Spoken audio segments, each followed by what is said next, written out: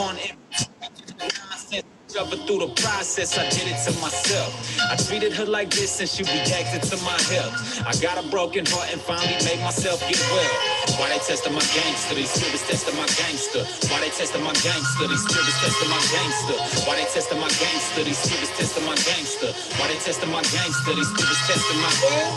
Why they testing my gangster? These spirits testing my gangster. Why they testing my gangster? These spirits testing my gangster. Why they testing my gangster? These spirits testing my gangster. Why they testing my gangster? These spirits testing my gangster. Today's Memorial Day. Guess I don't know what to say. I find it strange that I don't feel the need to see you. Awesome. Welcome, welcome. Hope y'all enjoyed some music, some, reflection on this music. This is Tall Paul, an indigenous figure, indigenous rapper. So here trying to introduce y'all to music and, folks who have been systematically impacted by the carceral system. So again, welcome everyone. My name is Maritza Lopez, but you can call me Ritz. I'll be your facilitator for today's event. Today is Underground Scholar Spotlight Paroling on Campus.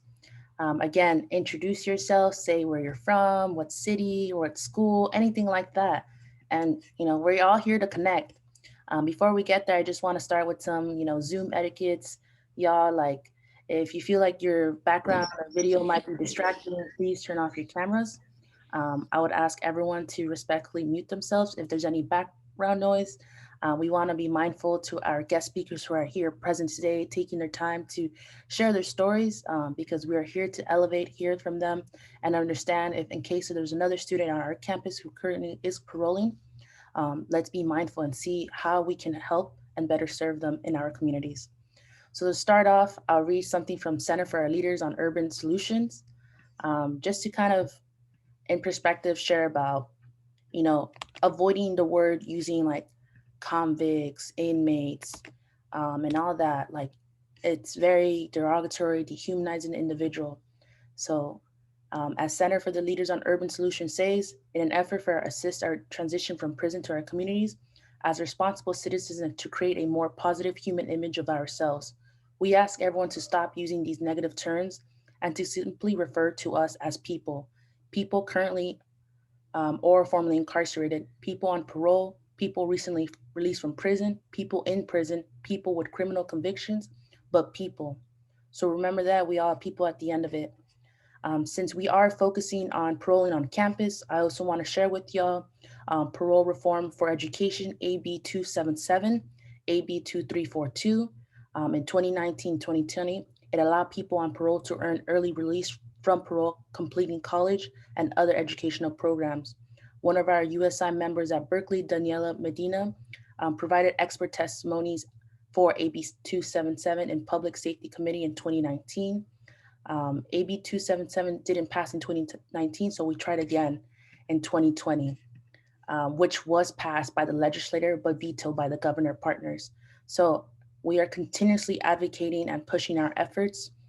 We have a lot of community members such as Assembly Partner McCarty, Anti-Recidivism Coalition, hashtag Cut 50, Californians for Safety and Justice, Root Rebound, Young Women's Freedom Center, Legal Services for Prisoner with Children, Project Rebound, Ella Baker Center for Human Rights, Initiate Justice, ACLU, and others such as USI. And lastly, Proposition 17, which restores voting rights to people on parole and successfully passed. So we are super happy that a lot of things are moving forward and helping our students elevate their voices, even in statewide matters. With that being said, I just want to introduce again to our guest speakers. Ben, feel free to wave, say hello so they know who you are. And MJ, feel free to say what's up, do your thing.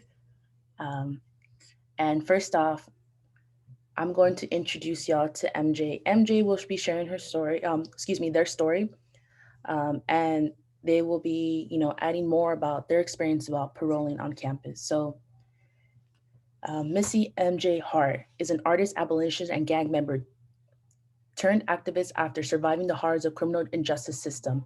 MJ is a workshop facilitator and creator of Roses Among Thorns with the org The Beat Within and is founding board member with the org Pride in Truth.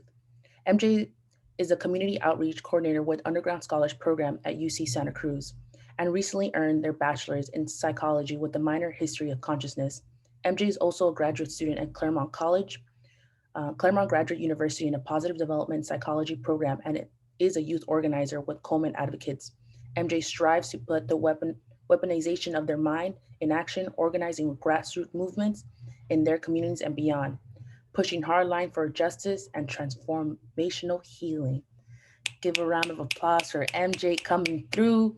And also feel free to unmute yourself if y'all just want to give some snaps, show some love, or just even just put it on the chat. Alrighty then. So we start off with MJ.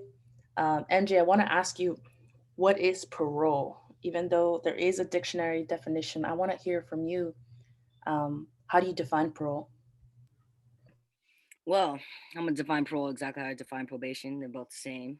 Any type of being watched and controlled and monitored constantly by not even just the probation officer, parole officer that you're like assigned to, but the whole system. And then not, not even just the system itself. You got the police. Literally, when they know that you on probation or parole, they deliberately mess with you, just trying to push your buttons so that they can, tell your PO what's up, or tell the, like, literally kind of like you know um throwing dirt on your name constantly and just trying to paint you as something that you're not, even when you're trying to get your life together or trying to, but to me it's you're still not free. You may be out here in the world physically, not no longer in incarcerated in an institution, but you're not free. I wasn't free mentally, not free, physically, emotionally, spiritually.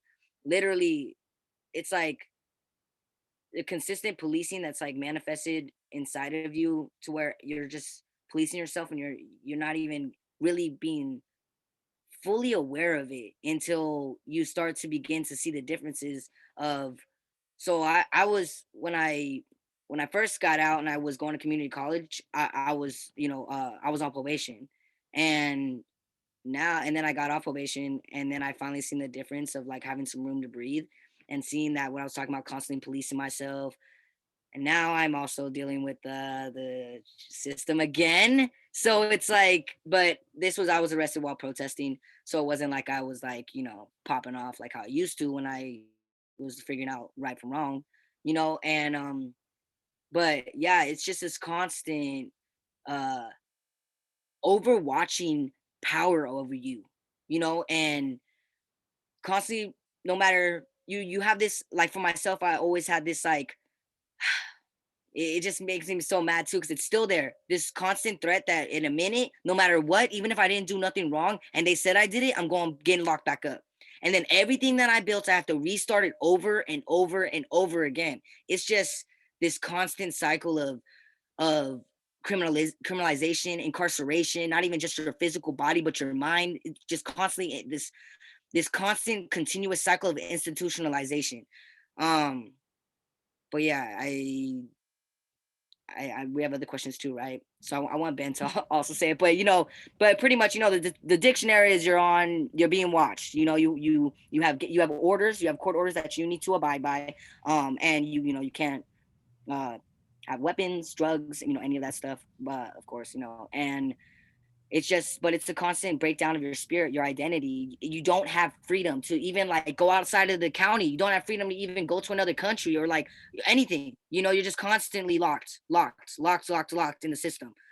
And then even when you get out of it, you're constantly in fear of going back, because once you in it and they know it and you got that record, they're constantly trying to get you back in it, And yeah, I'm excited to Ben. No worries. Let me introduce Ben um, with his bio and everything, and will everyone take a breather? What just MJ just shared with y'all, because I think it's very important that MJ was emphasizing on identity, right?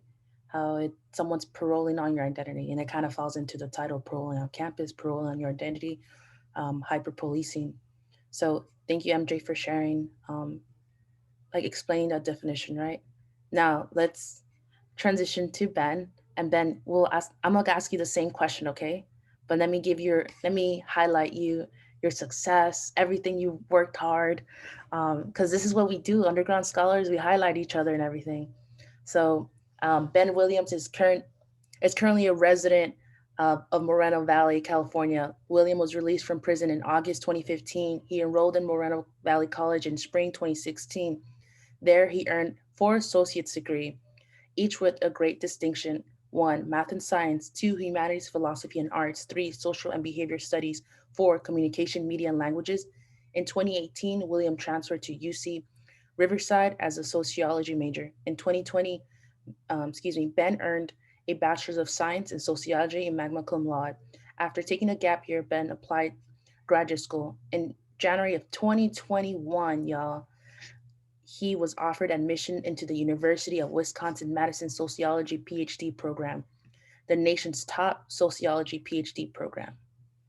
But I know, Ben, you got some other news you want to share. I don't know if you want to let other folks know about the news you got. And I'll ask you again the question I asked MJ earlier.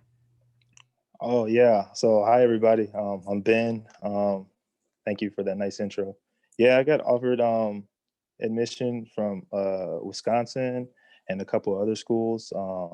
One that is my alma mater, UCR, and they're actually making a really good pitch with the funding packages that they're offering. And you know, the thing is, I know Wisconsin is a big school, especially for like sociology. So it's big opportunity versus convenience. And Riverside is really good though. It's more convenient. Um, and of course, there may be some social mobility attached, more social mobility attached to Wisconsin. But, you know, as a formerly incarcerated person, any offer that I take is great. Okay. And UC Riverside has been good to me since they admitted me as a undergrad. So yeah, I have 3 offers right now, and it's going to be between Riverside and Wisconsin Madison. So we'll see. Yes. Yeah. Y'all keep your Exciting though. Yeah. I'm super happy. I'm super glad, and congrats, by the way.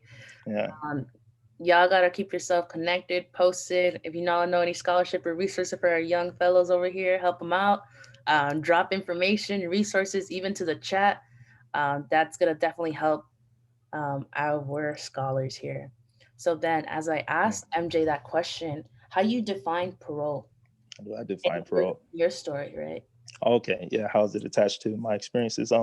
Well, yeah, because like you say, the dictionary term it'll lead you to the common understanding, the colloquial understanding of parole, and then you look and it has a linguistic definition. Parole means it's actually a French word that means speech. I don't know how that attaches to the form of parole that I've experienced and others, but I will tell you this: to me, parole is it's big brothers watching you for sure. Uh, I've been dealing with the system I'm 34 now, for that's 16 years since I've been 18. I've been on some type of probation or parole, or I've been incarcerated. Um, so to me, parole is basically big brothers watching you, like I said. Um, Now, there are pros and cons. Um, Now, for me, now a lot of the cons have been listed, and those are facts. Okay. Now, the other side is if you have a decent parole officer, um, and you establish a good rapport with them, and they can see that you have integrity, they can see that you're responsible, they see that you're an adult. I would argue that more than likely they'll give you that respect that you know you deserve. Um, in my experience, I had multiple parole officers from over the years that I was on parole, and I was always nervous about you have one parole officer and they might be cool, and then you get another one and they're not. For me, fortunately, every parole officer I got, even the ones that overall weren't cool, like when I say overall, I mean other guys would complain. Uh, that strict parole officer was actually fair with me because they knew, my background, getting good word from other parole officers and things like that about me.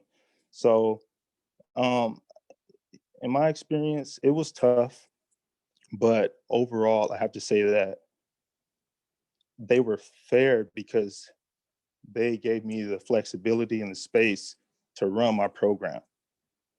And so, but honestly, that came from me.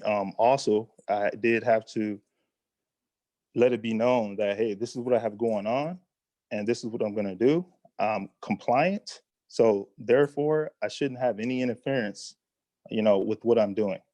And once I got that established, it was it was okay from there. I'm not going to say everything was super graceful and super smooth, but like I say, like I told my wife, I said, as long as I'm able to do my program, I'm not going to complain too much. And so parole, like I say, very, um, they're going to monitor you, right? And we know that. There's good and bad. But like you asked me about my experience overall, it's more of a, you know, it was more of a thing of holding myself accountable, being very careful, of course, being compliant as I can, but also making sure that parole officers and those folks making sure that they respected what I had going on too. And fortunately, it worked out. Fortunately. Yeah, and I want to thank you both for sharing your stories. Um, and I kind of took a pause there because it's a lot of it you do have to, like, for folks who are listening. And I think it just like impacts me a lot because like I think about my brother all the time. Like this was still locked up, and I'm just thinking about like he was parole and he's been through juvenile systems. He's been like in and out. Um, so like thinking about him, once he's out, like what like he's gonna be in parole, right? Like he's gonna be in that situation, and we're not sure. Like parole can last from 2, 4, 5, 6, 7 years to lifetime, and that's how it is. And I think people don't understand, like, a lot of your rights are being taken away, which is why, like, when Prop 17 passed, like, restoring the voting rights for folks who are in parole, like, man, that brought joy to me because my brother like doesn't know the voting process, and he's just like super like excited like to vote in the future. And I'm listening to y'all, and I understand y'all are putting yourself in a very vulnerable position, right? Already sharing being on parole. And I think what elevates a lot is like you're a student, like, you get me? And a student is another part of your identity. I want to ask you, as being a student and or a student while on parole, how did that impact you versus a student who is not in parole, right? I would ask MJ to go, and then Ben, you can hop on. And if there's any way like y'all relate, feel free to echo from each other. Like, hey, I resonated from you. I disagree. I didn't go through that, because everyone's experiences are different. Just to emphasize, y'all. So, yeah, everyone's experiences are different for sure. Yes. And also echoing with what Ben said, yeah, it also depends on who your PO is. You can have a cool PO and they really gonna rock with you, and then you have a PO that's not so cool, and they just, because some people get into that profession and they really want to help people, and some they just on a power trip. And I've been on I got on probation when I was 11 years old, and then I grew up and institutionalized and got off finally when I was 25, and now I'm fighting the case. But again, that's like, I thankfully I got a lawyer with the National Lawyers Guild. But when I started going to community college, oof, when we were talking about identity, my identity was mostly, growing up, locked up, growing up in the streets. I like the hat that Ben is wearing because that's exactly where I was unlearning a lot of things while relearning and deconstructing that, mind frame and how that perception while reconstructing a new one in my experiences and developing this like critical consciousness. But I couldn't even do any of that until I got off of being monitored, of probation, parole, of anything. I had to get up out of the system in order for me to breathe. Because when I was there, going to court dates, at the time, oh yeah, PO, yeah, parole or probation officer, PO, but when I got there, at the time too, like I'll say an example of how much it's just also unfortunate. The police that are on campus, whoever's on campus, some people have implicit bias. So even by how you look or like how I would speak, or would just I would be they criminalize me in some way. They would put me in a category, and that's who I am. And oh, I've got a PO now. There's I'm a danger to the campus when it's not even that. Like I did a lot of work just to go to bring myself to a community college. And that was work I was doing. Picking and choosing. You know what situations not to put myself in the streets. So then to go and trying to be in these spaces in community college, and then getting all this pushback when I'm trying to build up my life, it was extremely stressful. I had to continuously go to court dates. And then for an example, when I had a medical marijuana card at the time, and this is before cannabis was legal, and I got targeted in Daly City, which is still like San Mateo County because it's the county I'm from. By the police, tackled me. I had tree on me, of course, but I didn't have my card, but I had one.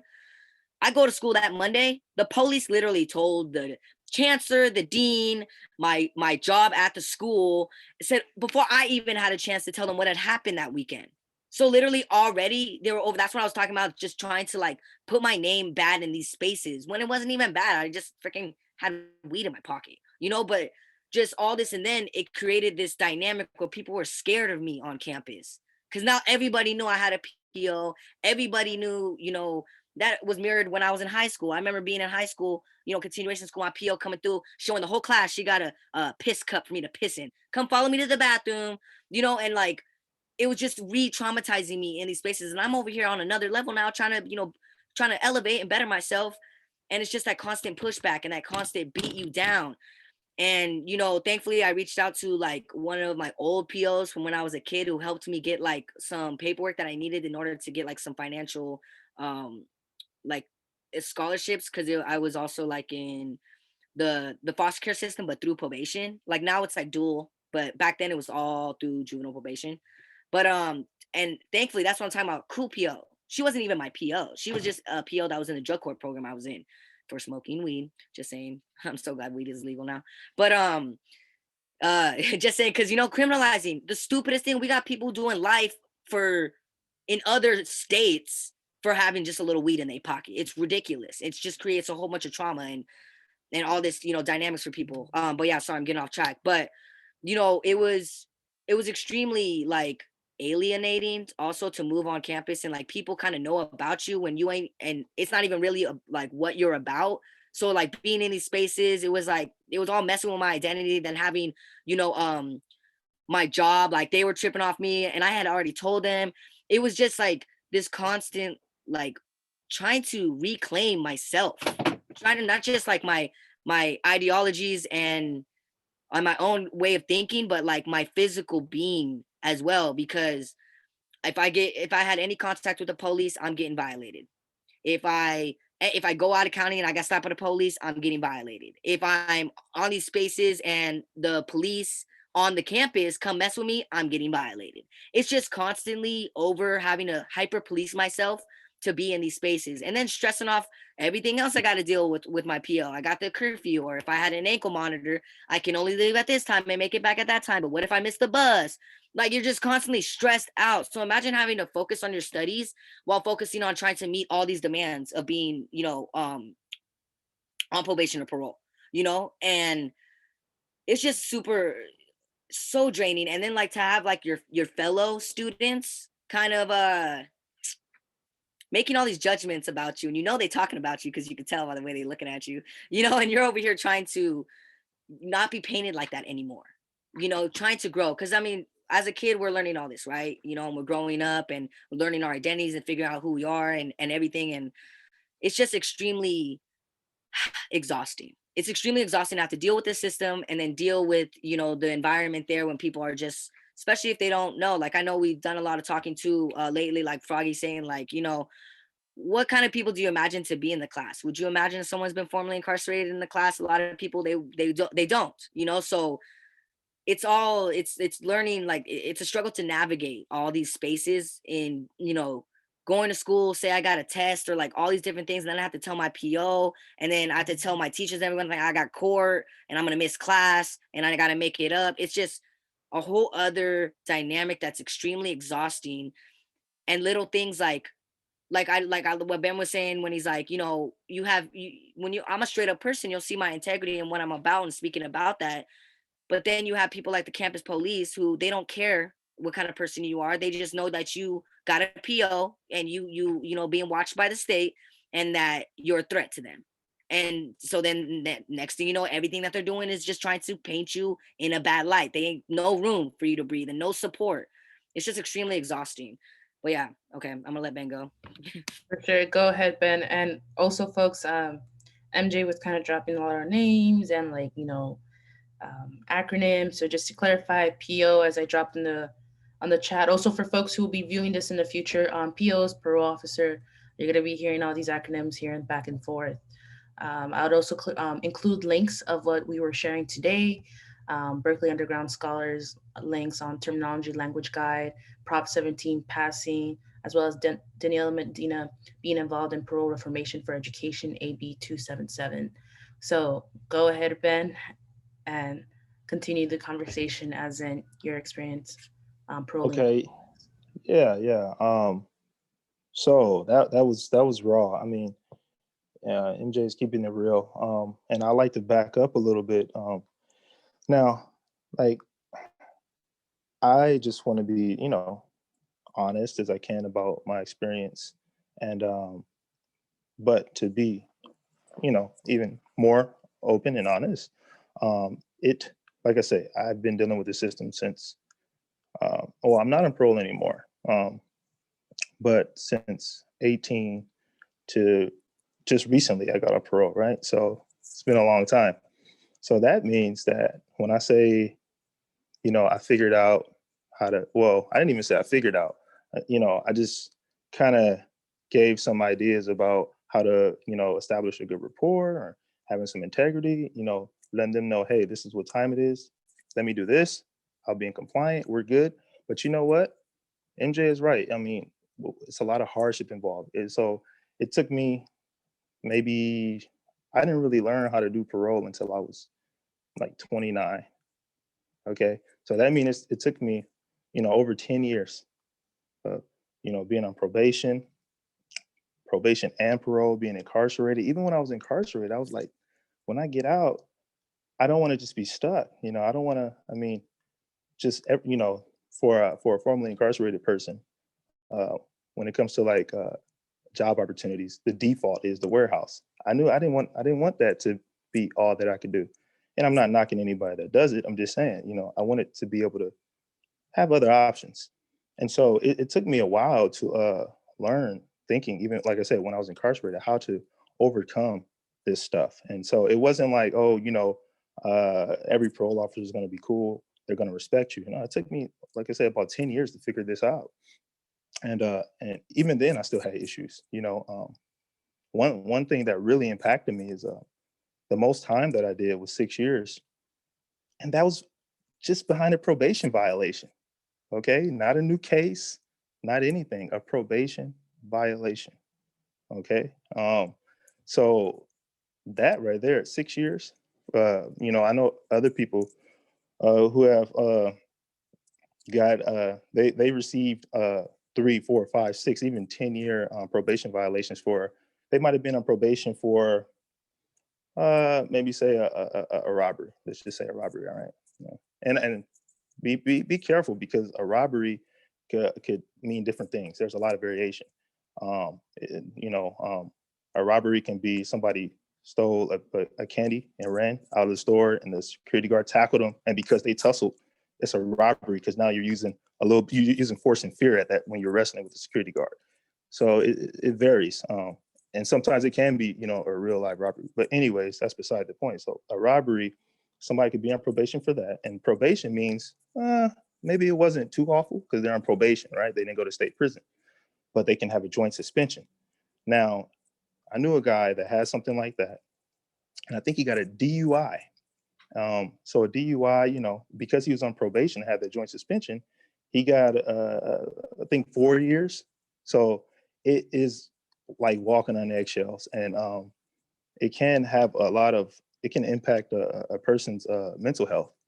And so, just to be candid, I mean, a lot of people, they think that I'm doing really good. I'm doing good for being me and being a guy that's formerly incarcerated. But honestly, it's a struggle every day. Um, I've recently started to acknowledge that I think I may have some mental issues because of dealing with parole. When I say mental issues, I mean I'm always looking out the window to see if it's a cop car. Or, I mean, even though I'm not doing anything wrong, sometimes they want to catch you doing nothing wrong. They just want to be intrusive and invasive, and it's no fun. Especially when you're for students. You're already stressing about trying to keep straight A's, but you're peeping out the window every 20 minutes to see if you're trying to beat your PO, because they come unannounced. And I don't know, I had like let's call it an intuition. My timing was pretty good when my parole officer would come to my door, even though they would come unannounced. Either was that, or maybe I just check so often. But my point is, even after I'm done with parole, I still have those, those feelings of, policing myself. And maybe that's what they want. They want to drill it into it so hard that we police it. But, I'm just one of those people that, I never thought of myself as a criminal, but you don't have to be a criminal to get incarcerated. Simple as that, But still, also, often when I sleep at night, I have dreams that I'm incarcerated, and then I wake up and I'm like, whoa, and it was crazy because when I was incarcerated, I would have dreams that I was at home, and you would wake up and be like, damn, I'm incarcerated. But now I'm at home, and it's vice versa. And so, and it's more than that, I feel like I'm still on parole, you know what I mean? But education, academia, I'm not gonna lie to you. Maybe because it is an institution and it is politics. Maybe that's why I'm attracted to academia. I don't know. I don't know if that's connected to being incarcerated. I've spoken about this to other formerly incarcerated folks. Maybe we're attracted and we want to stay in academia and do the PhDs because it keeps us in an institution. I don't like to think of myself as institutionalized, but I am used to a certain amount of structure, external structure. And it's sad. It is sad, but yeah. So, real quick, I went back to college to get a certificate in business administration, just a 6-month certificate, because I didn't want to deal with employment discrimination, and people believed in me more than I kind of believed in myself. I was getting good grades, but I was just like, okay, cool. But other people, the more I did, good with my assignments and my work, the more people started to notice, and what helped me a lot was actually networking with people, and so they said, go ahead and get your AA. They said, man, look, you're lined up, you get 4 of them. I said, okay. And so I changed my trajectory, and I got the AAs. And I said, well, damn, I never thought I could do that, And then they said, okay, now you got to transfer. And when I say they are, professors, administrators, family, friends. I'm like, okay, fine. I'm going to transfer. I transfer. And even more people, the more I interacted, the more support and people would encourage me to go further. And I didn't turn anything down. So now I got the same support, and now it's PhD time. So it's, I don't know. It's just a whole jumble of, it's a whole dynamic thing, So, yeah. Dang, dude, I'm over here like, holy snap, like, and for folks like here, this is actually the first time me meeting Ben, like in a Zoom call. So this is not scripted. This is not played. We didn't rehearse, nothing like that. I've known MJ, but still, we haven't been scripted anything here. We've been in contact, and I'm really grateful that Beto Flores from UCR, also working on his PhD, introduced me to Ben over here. Because man, like everything you're saying is really hitting deep, and it's just like you're slowly like just remembering of my brother, because like he got locked up when he was in his 20 years old. Now he's like 30, so he spent all his 20s at incarcerated, and I was 11 when he was locked up. So when I had a call with him when he was like 27, like 28, I started hearing how different he sounded like, and he was like, it was like I felt like when he said, "Yeah, I've been institutionalized." I was like, "Whoa, man! Like I just learned that word in college. Like I didn't even know what institutionalized meant." Like, and then for you to say like we are so used to being institutionalized, and I'm wondering if that's something that why we're in school, right? Like earning our masters, our PhD, and that spooks me a bit. But just know that we are doing work out here, you get me, looking out for our brothers and sisters who are formerly incarcerated and system impacted. So I'm super grateful of what you're doing. Like, you know, both of y'all who are just here, at university, reaching, going to these institutions, y'all already protesting to the system, as in we are here, we deserve to be in this space. So never forget that. Never forget where we come from, who we are, and what, how we're built. Um, so the dreaming while being incarcerated, I saw a lot of nods, like everyone was shaking their head. Well, folks who have their videos on were shaking their heads. Um, but was there anything that MJ? I want to ask you: was there anything that Ben was saying that like you resonate? Because I saw you shaking your head too. I saw you nodding, and I want y'all like to not feel like you're alone. You get me? Like, and this is why I'm like having USI members connect with each other, whether it's cross different UCs, same chapters, reconnecting from different programs, organizations. Like, I want you to know, like, it's not only you who feels that way. You get me? So never feel like you're alone. But go ahead, MJ. Yeah, pretty much like everything Ben has been saying is resonating with me. But when we were like all of us, and then Carlos too put in the chat like having those nightmares, bro. It's real. It's real. Like I remember, I mean, they used to be really bad when I first got out. But I was held in solitary confinement illegally in this room when I first, and this is when I first got out before I went to the adult system. And then it just only gets worse. The trauma deepens. But those nightmares, I still have them to this day. And I literally wake up thinking I'm in solitary confinement, sweating, and I'm always having dreams. I'm running, trying to escape. Always. I'm always having these trying to escape dreams. I still have them to this day. MJ, What's up? can you share, folks, what is solitary confinement? Oh yeah, I'm wondering if people don't know what that is. Oh yeah, no worries. Thank you for asking that. Solitary confinement is when you are placed in isolation by yourself for you're supposed to have an hour out, but sometimes they don't even let you out. So you're in your room all day. And depending on what their rules are, you can be in that room with nothing. I remember I had nothing, but I'd play with like my toilet paper, trying to keep myself from going crazy. And no books, no blankets. I remember one time being on like a child on suicide watch where I had nothing but a paper gown and literally woke up butt ass naked with the camera staring at me, thinking, so how many people have literally been looking at me naked this whole time?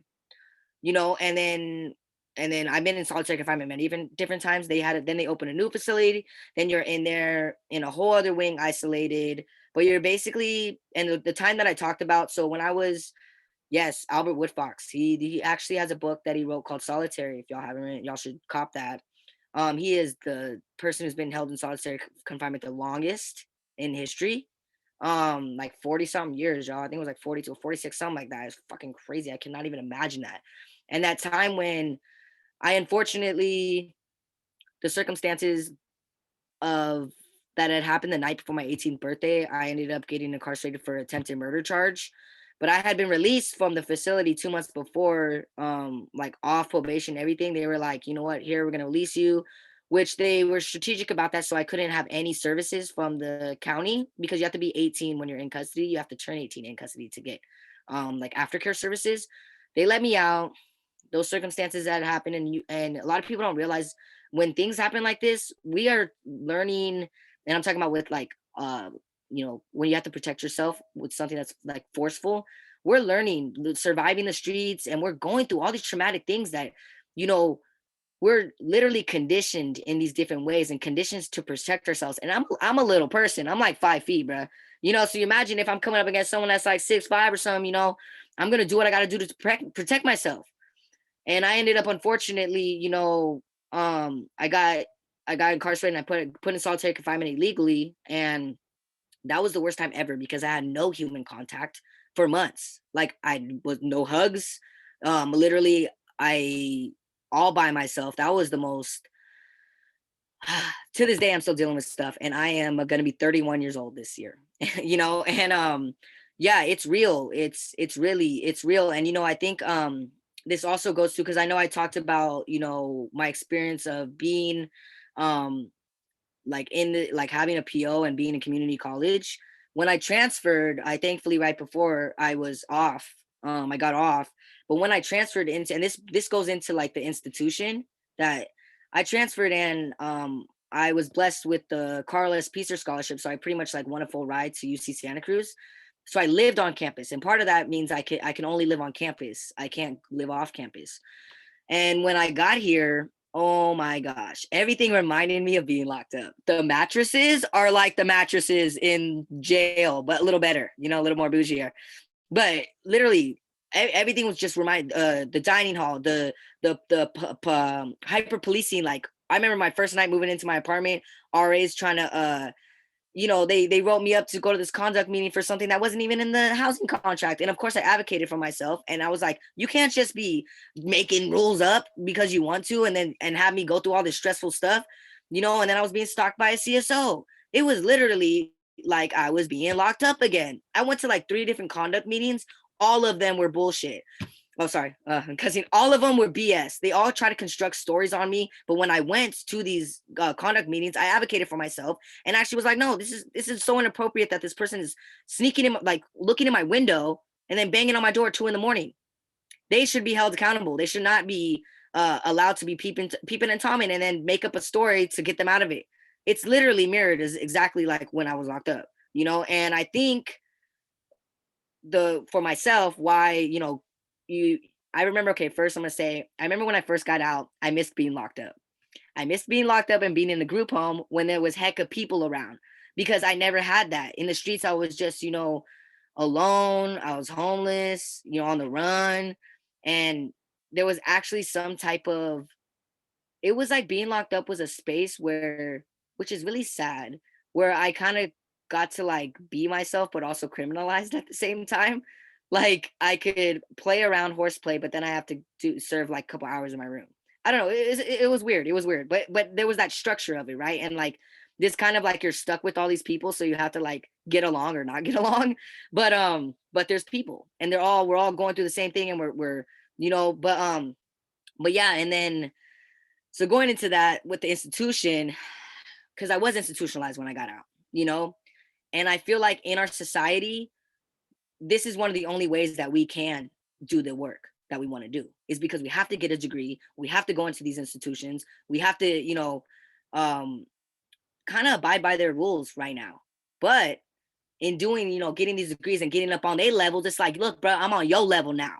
So now we right, you said I got to get here, and here I am, and I'm going to use, the weaponization of my mind to really push what I'm trying to push, because so many people try to, okay, yeah.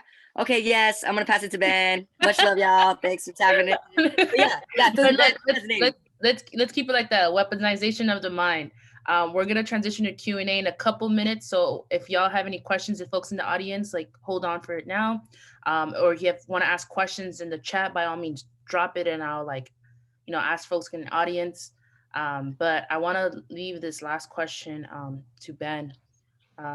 Ben, in your experience, what is some advice you want to share to folks who are currently paroling on campus? I know MJ did tap about it into a little bit, but I want to kind of leave it on you at the end of it, and then we transition to Q&A. Like advice, what would you tell yourself you wish you knew back then about while being parole, and now like someone coming in to community college 4 year and isn't parole, like what do you want to advise them? You get me? So and especially this virtual time, like hopefully in the future they can definitely check this video out and just Okay. feel motivated. All right. Let me see if I could shoot my shot and do some folks some justice. Well, um, okay. Weaponization of the mind. I like that term. It can scare some folks, but that's good. That's good. Um, okay, and that's okay. So it's a good segue because you see a lot of us, of formerly incarcerated folks, we tend to gravitate towards the social sciences um, for different reasons. I mean, sometimes it may be because uh, the social sciences address issues that are directly relevant to our life experiences and life courses. Um, on the other hand, sometimes our backgrounds didn't allow us the time to, have all the I don't know, the STEM, the abilities to really have a tight, firm grasp in STEM. I mean, some people, a lot of formerly incarcerated folks, if you look at their upbringing and their background, it may not always be as privileged as others. And so, you know, we come out, we don't know how to code, and maybe we haven't even taken a calculus class. If we have taken much math at all. But here's the thing, though. I would say that don't be afraid to learn that stuff on your own time. Don't be afraid of you know the hard stuff, the tough stuff, whether it be a 10-page paper, whether it be a calculus or a statistics course. I mean, I love statistics. Whether it be computer science, whether it be sociology, psychology, whatever suits you, go for it and take on the challenges that come with it. Um, that's I guess don't turn anything down, and when it comes to um, you know being a student, and not just a student on campus, a student of life. It's a saying that I like: be a student, not a follower. And so, yeah, just when we were incarcerated, turning stuff down was bad for you. If anybody knows, if you turn down a fade, oh, that's bad. So don't turn down 10-page papers, or don't turn down the statistics courses or whatever. And like I say, the social sciences, I love it. I think that's a good space for us. I think a novel type of scholar is needed. People that actually have a background. I think it was C. Wright Mills even kind of, I'll paraphrase him. He kind of said it's good to understand other folks that have similar circumstances as you.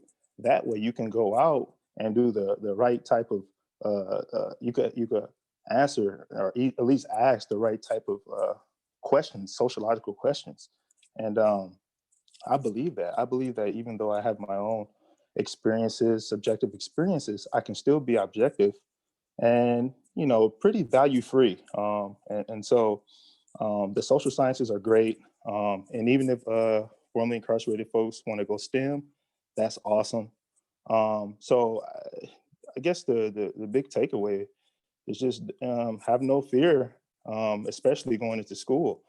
We have the virtual world. I know it's a little shaky. I only got 1/4 of it before I graduated, but we have YouTube University out there. We got Khan Academy, and we have group chats. A lot of people are willing to help each other. I mean, I know I've carried a. I remember I took multivariate statistics my last quarter, and I literally carried the whole class, and I didn't mind, So, and there's other people too that they contributed. So it's more of a collective, in some sense. And like I say, we have all these resources, all this technology. So yeah, I mean, we have a lot of we do have certain privileges, and I would just say take advantage of them. Don't take things for granted. And like I said, just don't turn anything down, especially if it's a benefit, right? Don't turn it down. Uh, that's I think that's kind of the advice that I could give off the top of the head. So, Again, folks, weaponization of the mind, and don't turn anything down. All right. Um, so this is a chance for folks who would want to ask any questions. But I do want to ask everyone or whoever unmutes themselves to be mindful of our stories and also time because our guest speakers are here and I don't want to take up too much of your time because sharing someone's story is valuable and we want to emphasize like, you know, all the work they're always doing. So, you know, I'm opening it up to the floor. Y'all more than welcome to unmute yourself, but please know that if it's disrespectful or disrespectful to space or individual who are here, I'm gonna have to unmute you. But this is your space. I believe Omar, you had a question. Are you still there, Omar? Yeah, I'm still here. Um, You to introduce yourself, who you are. Hi, my name's Omar Guzman. I'm from Oakland, California, and I always heard about the underground scholars when I was incarcerated. Um, and I don't know how I got this invite to join, but I was just listening to Ben and MJ. I'm like, damn, man. I'm like, this is how I grew up. I've been in the system since 13 years old, and now at the age of 35, I'm going to school now. Like last year I graduated high school, got my high school diploma. Then um, I got into my girlfriend. My girlfriend's an architect. She pushed me into to going to school to become a construction manager. And well, because I started as a journeyman carpenter after I got out of prison from doing 6 years.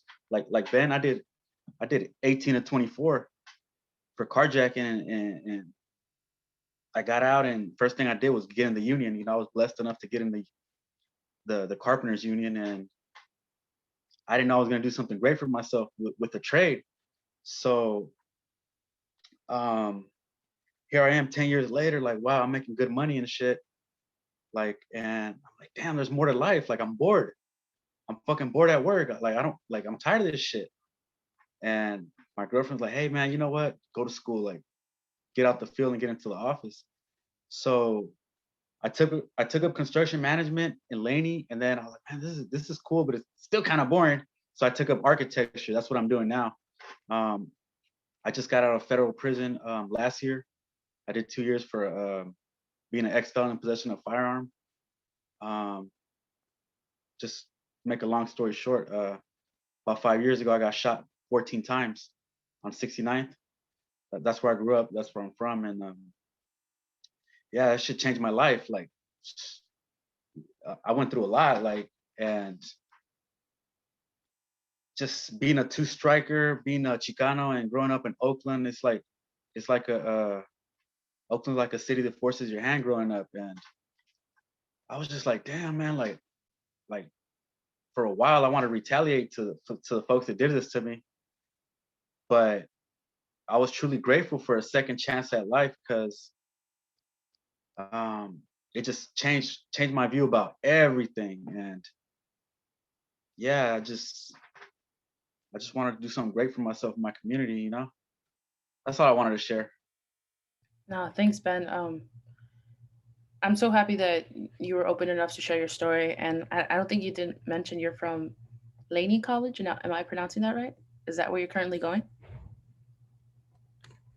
Who, me? Yeah. Yeah, I go to Laney College. Sorry. Woo woo. And are you thinking of transferring by any chance? Um, Because we are always here present, Underground Scholars, as a team. uh, We do an annual event called Transfer Empowerment Workshop. So a lot of us from different chapters are present, and also like we're all spread out. So I know MJ dropped her, their email, and so if you want to reach out, by all means, reach out. Okay, like That's of what I was gonna course. say too. I was actually gonna. Are you part of restoring our communities with Lane? No, like I'm totally new to Oh, bruh. school, everything. Like, All good. Let's tap in. Let's tap in. That's actually the program at Laney that is like USI, but for the community college level. I'm actually gonna reach out to their program director. So it's restoring our communities.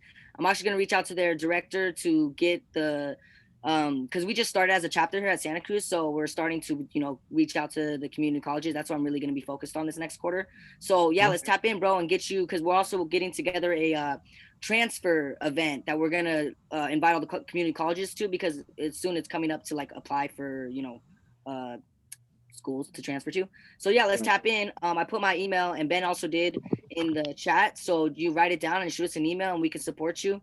And yeah, and whatever else too, help you. Uh, heck yeah, I'm juiced. Like, I'm glad I went to That's what we're here for. People like me and like you guys. You know, you guys are awesome. Thanks for like hosting this. Thanks for sharing with us too. You know, there's power in vulnerability. You know, especially when you're around the right people. You know what I mean? I'm so glad to hear that. Well, that that brings us to the end of this event. And you know, y'all more than welcome to, you know, if y'all want to connect after, private message me your email, anything like that.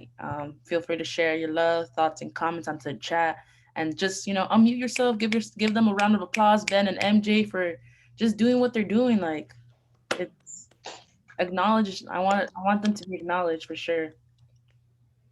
Yeah, thank you all for being here too. You know, and if you know anybody too who could benefit from, you know, making the connection, feel free to reach out to us as well. We're here trying to, you know, create the community and keep it going and help and support each other. And thanks everyone tapping. I see you, Gabby. Hey, Oh yeah. Gabby just graduated too from UCSC last year. And thank y'all. One more thing before we go is that going forward, I will be doing my research is focused on formerly incarcerated folks, post incarceration trajectories and stigma. And so I'm keeping this thing going, and we're gonna see what it turns into. All right. For sure. Yeah. Well, if you need some assistance or anything with that, bro. Okay, for sure. MJ, and stay on the call, and then we're gonna finish off with some music, and y'all can slowly transition out. Hey, congrats though, Ben, on all that, man. Hey, thank you. Hey, you remember me, bro? Yeah, I remember you. Oh yeah. I've been wondering where you were at. Hey, me too, man. I was just thinking about you the other day, man. So, because you had got in, I'm gonna keep it real, man. I'm coming to UCR, man. I was gonna tell you, they ain't got no black folks in Wisconsin, bro. Come on. I'll be there, man. So I'll see you. For sure, man. And thank you. Hey, thank you both, MJ and you, for just sharing your stories and like everything you said. I was like, the whole thing with the probation too. I remember I was already off, and the cops came beating on the door one time, and they were like, "Is anybody here on probation or parole?" And then I had to stop and think about it. I was like, at first I was gonna say yeah, just like automatically think yeah, and then I was like, oh no, and then it turned out they were at the wrong house anyway. But you know, it's just like the whole thing with the dreams and stuff. Like it's real, man. Everything you guys said really resonated with me. So thank you for sharing it. Thank you. Thanks for being here, bro. Yeah, thanks, Carlos. I really appreciate you being here. I did a collaborative work with Carlos back in Rio Hondo virtually, so I'm definitely gonna hit you up again, Carlos, because I got a gift for you, man. Right. Okay. So don't worry. Even this is my last quarter. Got 2 more weeks left, but I'll still be around. Don't worry. Oh, you're gonna be done? Yeah. Bye. Oh, congrats. Thanks, man. Don't disappear on us, though. It's a trip. I feel like we always come back, though, right? US side. Once you never leave, even when I met Ben when I wasn't even a student anymore, and I was just at the school. I don't even know what me and him were just chopping it up, and then yeah. Now I'm back. All right, y'all. I'm gonna get going. I gotta go get some dinner. Okay, for sure. Thank you, See ya. Alrighty. Thank you for tapping in with us.